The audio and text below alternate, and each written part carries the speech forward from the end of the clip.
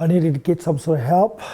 I got recommended a guy, and this guy reminded me of my grandfather. Very strong Māori guy, and straight blunt, straight talker, straight shooter. And I walked into his office, had long hair then, and had a bit of an attitude when I walked in, and sat in the seat, looked him in the eye, and he looked at me and just said, "So how are you?" And I said, "Well, I'm good." He goes, "Oh, well, see you later, there's the door." And I thought, what? I've been sent here by probation, said I had to come and do some counselling. He goes, "I asked you, are you good? You said you're all good. Can't help you if you're all good." And I thought, the cheek of you to do that and say that, but I thought, far out. You just remind me of my grandfather, because he was a straight shooter, and it got my respect. You were a no-nonsense man, and I needed that.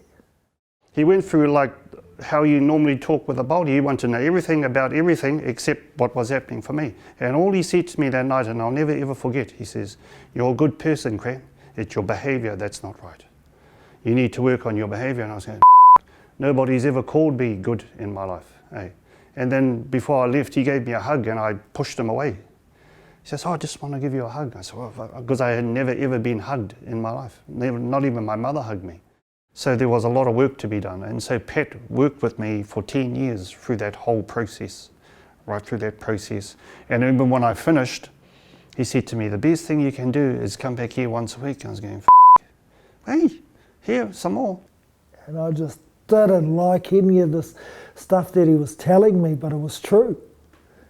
It started changing the things within me, and I just said, "When's our next session?" You know, he'd sat in there for an hour. This is an hour session, and gone past an hour just like it was 5 minutes. And it was the first session, I suppose, that got me, because I'd done many counsellings. You know, I'd done all these programs just to please the courts or just to tick a box. I now was armed with something that like empowered me, that sort of gave me hope that I can possibly change. You start to feel better about yourself because you work things out without getting angry, because, you know, just sometimes you feel so good about yourself because you'll deal with a situation where, you know, 2 or 3 years ago you would have dealt with it totally differently. First thing I needed to do was get straight, was I need to get off drugs. It's the first thing he told me. If your mind's not right and you're taking drugs, you're not even in the right frame of mind to think. And because things were changing within me and things were happening within me that I'd never felt before, felt good. I'm actually doing something that's good. I'm doing something that's positive. I've got nothing to worry about. I haven't done anything wrong. The police don't need to arrest me. I don't need to look over my shoulder at them to see if they're going to come in the door. Once I stopped drinking, I learned to eat, to look after myself, to eat well, to look after myself, to be a better person, I guess, initially, and to be a really good partner. And that takes a lot of work. Every day is a struggle, yeah. So those are the things the challenges that I still face, and I will always face those sort of things. However, every day gets a bit better, yeah, and the more knowledge that I have, every day gets a bit better. You need to put your family and your kids first instead of yourself, and to be honest, that's what it is. It's selfish. When we get angry, you're selfish. You don't care. I still get a bit angry now. I don't care if I get angry. You know, like on the odd occasion, the strategies are you go for a walk. I still get angry, but I go for my walk. You know, and I'll go down the back and I might scream at the top of my lungs, you know, just out loud, just to get rid of that rage. But it's not in front of my kids. It's not in front of my grandkids. It's not somewhere where it's going to affect anybody else. It's only me down there. I meet up with other men that have gone through the same experiences as myself. I share amongst a group of fellas, a group of guys, and we just lay everything out on the table about how's your day going. It grounds me because I once was there, and I've came out of there, But I also know how hard it is and the struggles you go through when you just start your journey.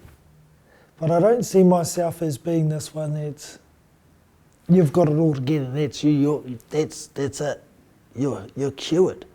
I just take it day by day.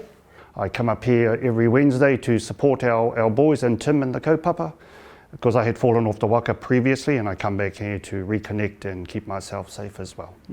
That's the mahi I do. But coming in here and just being able to share my knowledge with others, and you hear that, oh yeah, same thing. You know, the story is almost the same, eh?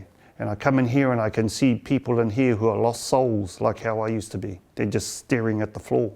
They're emotionless.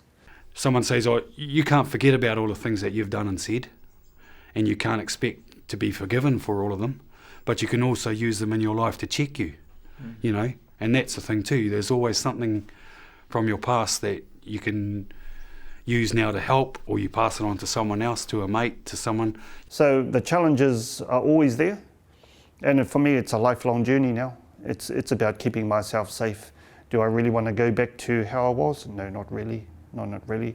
You could probably say that age has matured me, but I think I matured me.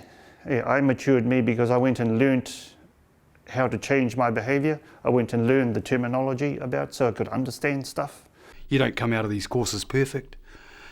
You're still you're not an angry person. You still have anger inside.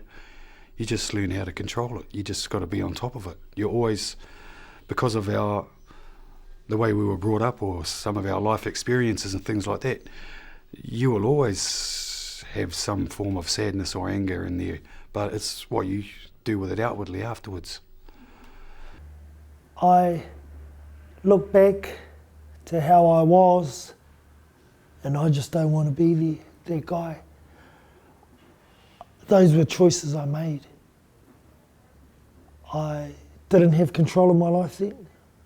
I have control of now. I can't change those things back then.